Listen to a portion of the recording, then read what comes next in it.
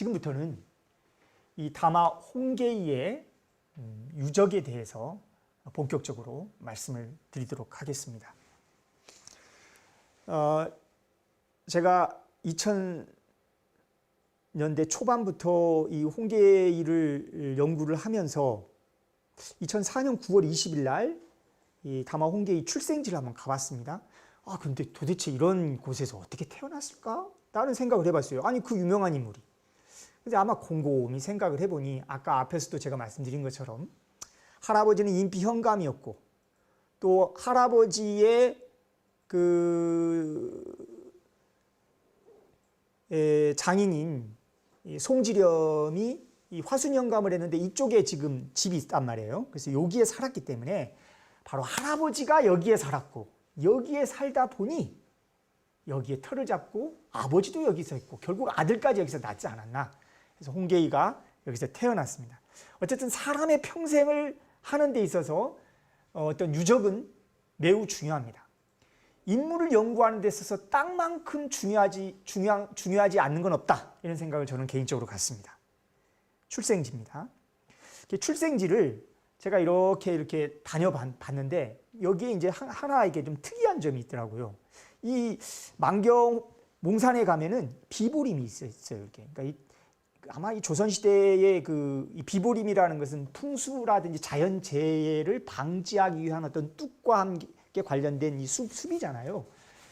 거기가 이제 그 금강과 만경강이 만나는 지점이기 때문에 거기에서 불어오는 바람들이나 이런 걸 차단하기 위해서 아마 있지 않았을까 싶은데 어쨌든 이 홍계이와 관련이 되든 홍수지와 관련이 되든 송지름과 관련이 되든 그때의 당대와 관련성을 갖고 있지 않나라는 생각을 개인적으로 갖습니다. 그리고 이제 자라면서 이제 이 전주 쪽으로 오게 되죠. 전주 중심 무대가 바로 이 완주 봉동읍 구밀입니다. 여러분 여기 보시다시피 얼마나 이 호남 벌판은 이 전주벌이죠. 얼마나 대단한 곳입니까? 여기는 제가 그 기록으로는 제가 이야기하지 않겠지만 왕조실록이라든지 이런 데 보면 당시에 여러분 지금 현재 그 서울에 현대사옥이 있는 개동 쪽이 거의 홍계이 집안 남양홍 씨들이 그쪽을 다 거의 뭐 쓸었다고 보면 됩니다. 그리고 이 광진 나루 쪽도 광진구 광진 나루 쪽도 홍계이 집안 쪽이 많이 갖고 있었고 그리고 이 대농장은 아마도 이 전주 일대에 있지 않았을까. 아마 그때의 대부분의 어떤 문신들은 또 많은 벌열 가문들은 그렇게 아까 말씀드린 당쟁의 연원을 가지고 이러지 않았을까 생각을 갖습니다. 어쨌든 여기가 집터인데 제가 가봤는데요. 지금 뭐 남은 게 없습니다. 그러나 뭐 기초석이라든지 이런 것들은 있습니다. 그 기록에 보면 아버지가 여기에 뭐 집을 짓고 풍수를 해서 뭐 세웠다. 형인 홍기록과 함께 여러 가지 같이 했다. 뭐 이런 내용들은 있습니다. 하나 유적이 나옵니다. 그러니까 유적이라는 거는 명확하게 증명이 되는 유적이 나오는 거죠. 이게 뭐냐면은 서원이 있어요.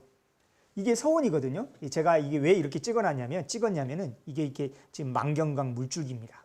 그러니까 만경강은 삼천과 고산천이 만나서 삼내에서 쭉 해서 지금 군산 앞바다로 흘러가거든요.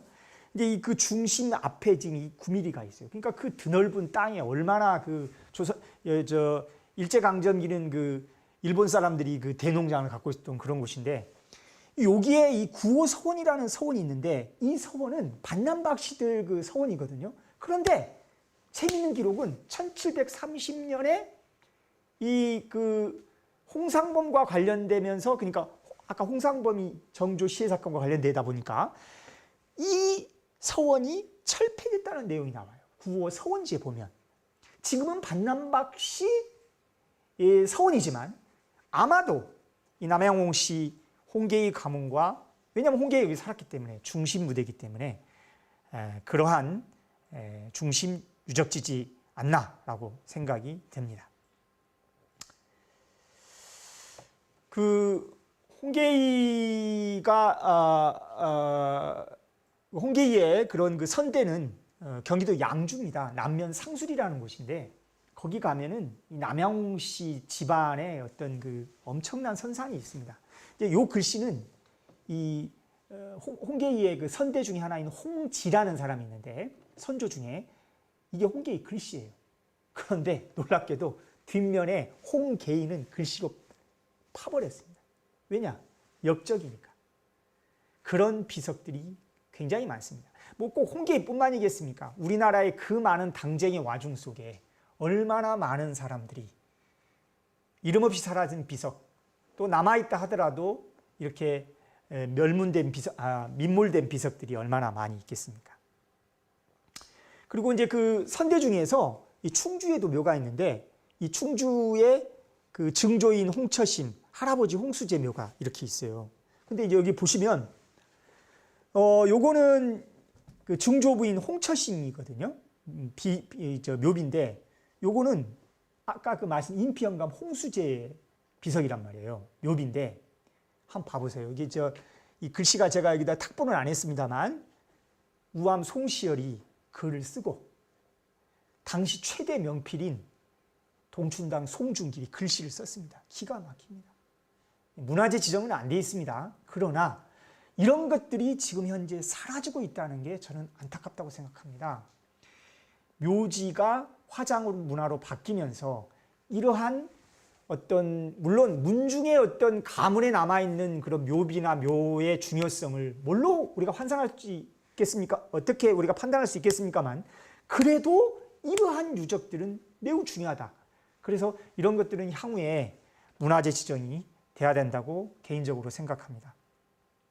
그래서 찾아봤어요. 송지렴.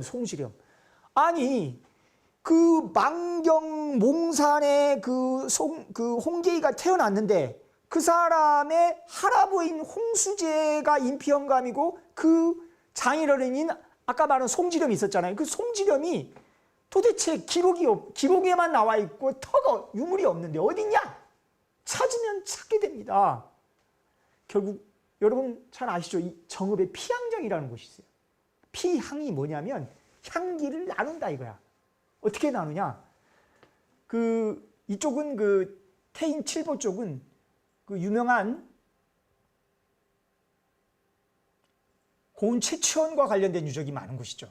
최치원을 모신 사당, 태산사를 모신 세계문화유산으로 등재된 무성서원이 있는 곳이고 그 최치원이 당시에 통일대에 그 사람도 개혁을 하려다가 여러분 실패했지만 그 당시 진성여왕대의 시무책을 쓰고 그게 결국은 이게 시무책을 올리고 거기에서 결국 좌절하고 최초로 외관을 나갔던 곳이 바로 이 정읍인데 그곳에 이 무성서원이 있고 피향정이 있습니다. 그 피향정 안에 이제 많은 선정비가 있단 말이에요. 그 선정비 중에 이렇게 깨지고 막 이런 비석 중에 송지렵이 있었습니다. 그러니까 전국적으로 이렇게 산재되어 있습니다. 모든 그런 한 인물이나 한 가문과 관련돼서는 이 사람은 누구냐면은 외할아버지 이 우봉이시 타오 이상입니다.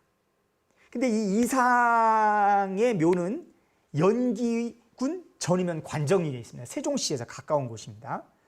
근데 여기에 그 사당이 문목사라는 사당이고 그 안에 이제 이렇게 보면 문목사라고 글씨가 써 있죠.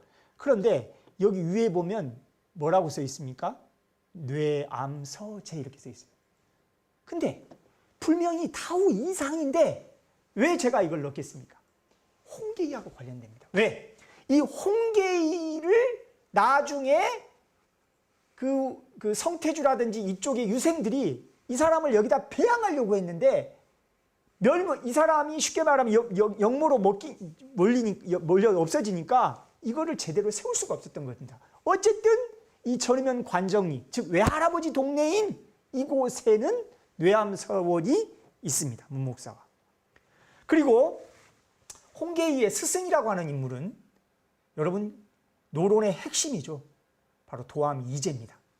이 도암 이제는 우봉이 씨의 집안인데 이 우봉이 씨는 대단한 가문입니다. 이 집안도. 아까 이 도암 이제와 방금 홍계이의 외할아버지인 타오 이상하고는 바로 당숙지간이죠. 그 같은 이 우봉이 씨가 이제 그 아까 말했던 전위로 가게 되고 그게 이제 아까 그 외할아버지인 타우 이상이고 문목사고 그렇게 되는데 이 도암 이재묘는 지금 정확히 어디 있냐면은 경기도 용인시 처인구 이동읍 천리에 있습니다. 이것도 용인시 문화재로 지정이 되어 있습니다.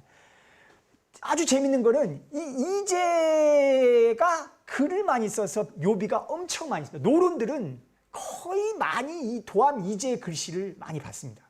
그리고 글씨는 누가 많이 쓰냐? 뭐 유척기라든지 또 홍계이라든지 이런 인물들이 많이 쓰게 됩니다.